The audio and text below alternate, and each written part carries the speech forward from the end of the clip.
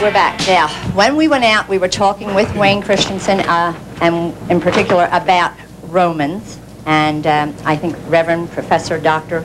Martin, but you know, he's got titles galore.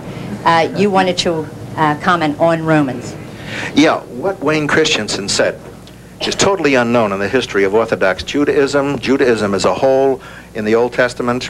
He cannot cite one commentator, he cannot cite one Talmudic scholar, he cannot cite one Jew in the history of Judaism that will sustain his interpretations. Secondly, that is true of Orthodox Christianity. None of the scholars of the Christian Church, from the apostles, the disciples of the apostles, the church fathers, and the reformers, ever held that kind of a position. This is a position which developed in defense of homosexuality. It did not exist in the Christian church until then. Now, I'd like to ask him a question in reference to Romans 1. What does parophusin mean?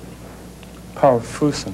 Is that well, you went to seminary, you took Greek, right? I did, and I know enough Greek that I can refer to the commentaries that are available. I mean, I didn't find... You would refer to Arndt and Gingrich, wouldn't you? Pardon me? You would refer to Arndt and Gingrich. Sure. That's the top scholars, right? Right.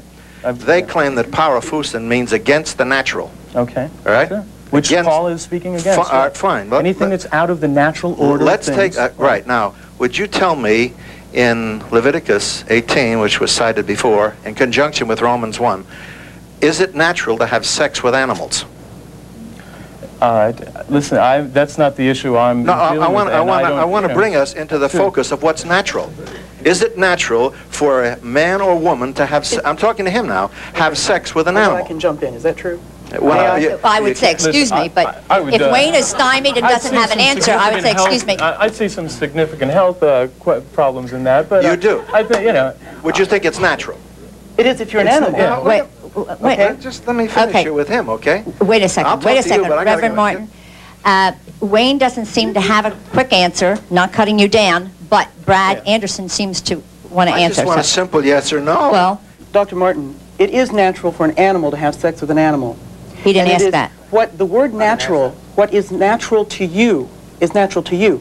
And in my opinion, which I feel I have a right to, I have the right to determine what is natural for me. Just like I do not have the right to determine what is natural for you. Right, Brad, are you are a reverend? Yes, I am. Are you gay? Yes, I am. Okay. I'd like to comment on this in that also being a pastor and coming out of homosexuality, as a Christian, I face that real issue. What is natural for me? I have homosexual feelings. Is this the course I am to walk as a result of my feelings? But there, you cannot just simply look at one's own experience. You have to go back to God's created order, man as male and female.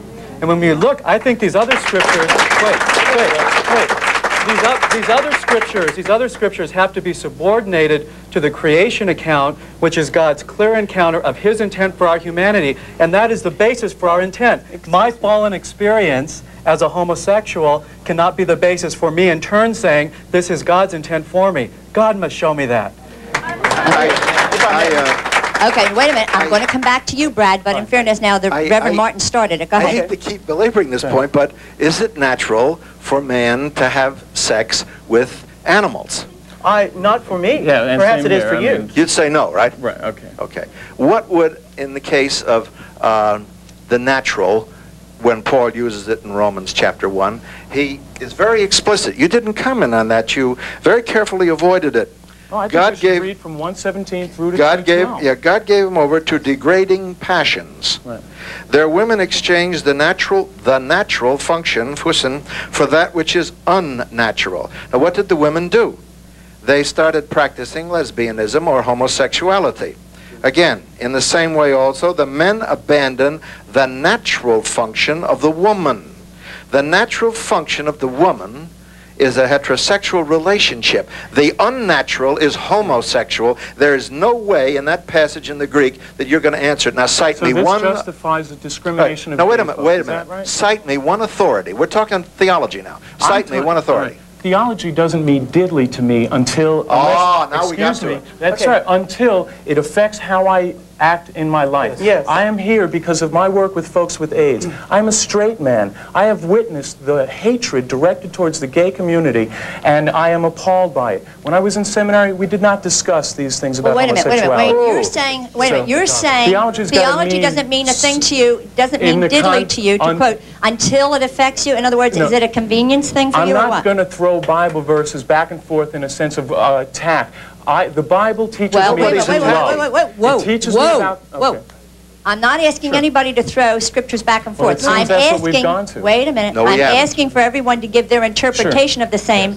As I said when we went out on the first break, we will come up with a lot of opinions today and hopefully some answers. I think we're going to get some answers too from the studio audience and their opinions. But it's not throwing scriptures back and forth. It's let's address ourselves too. The reason that we have religion is because we have the Bible. The Bible is the message to us. You can shake your head all you want. That's my opinion. I understand. That's my humble opinion. Okay. So if you can't address that, then I'm going to defer to people that will. No, I mean, we're not getting any addressing of the subject. We're just getting a statement that inferring that I'm attacking homosexuals. I'm not. Well, that was the question. No, I'm not attacking homosexuals. Wait a second. I am attacking your fractured exegesis of the scripture with no scholarship whatever. All right, gentlemen, I'll come back. I have someone here. Go ahead. I'll hold the mic because you look like you're going to eat it. Okay? I was wondering about what you had said about... What you? Which one now? Which person are you? Brad, I'm sorry. Yes. Brad, you had mentioned earlier that if it was natural for a man to have sex with another man, that it was basically okay because it was your nature. Well, it says in the Bible that sin is our nature. And it says that our heart is wicked and deceitful, and who but I know it but the Lord. So what you're saying right there is it's okay to do what is natural to me, but that is not true, because what is natural to me is I am born into sin. And is that an interpretation too of, what was it, when did it start, 60s, 70s, 80s, of if it feels good, do it? Oh yeah, right. And believe me, I am not an advocate of that. I agree.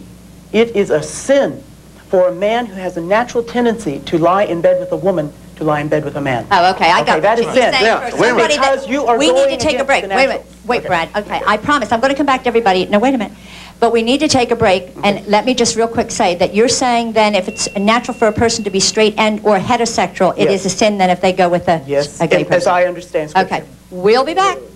Okay, when we went out on break, Brad, I think the statement was made that is it natural for a man to have sex with an animal? And you said if it's not natural for you, but if it's natural, it's, what did you say?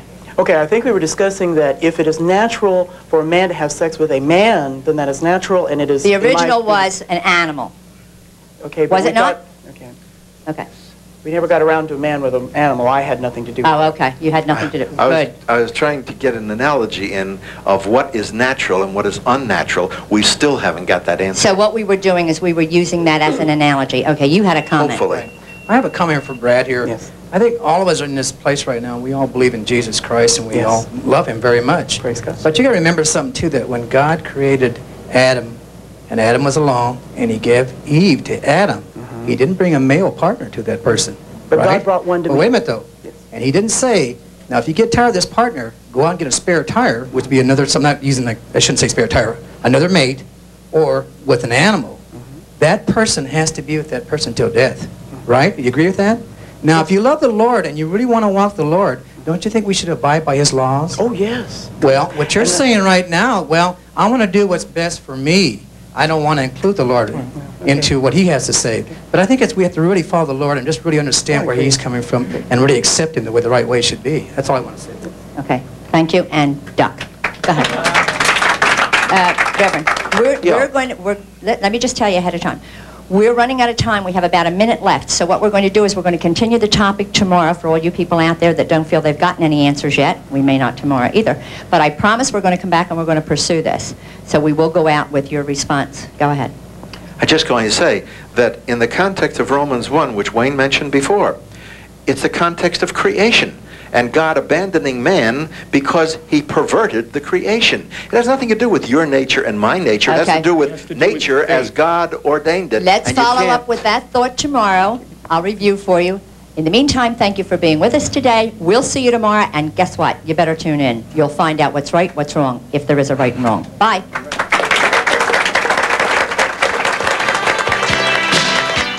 Now stay tuned for drama and intrigue on The Bold Ones, next on KDOC TV 56.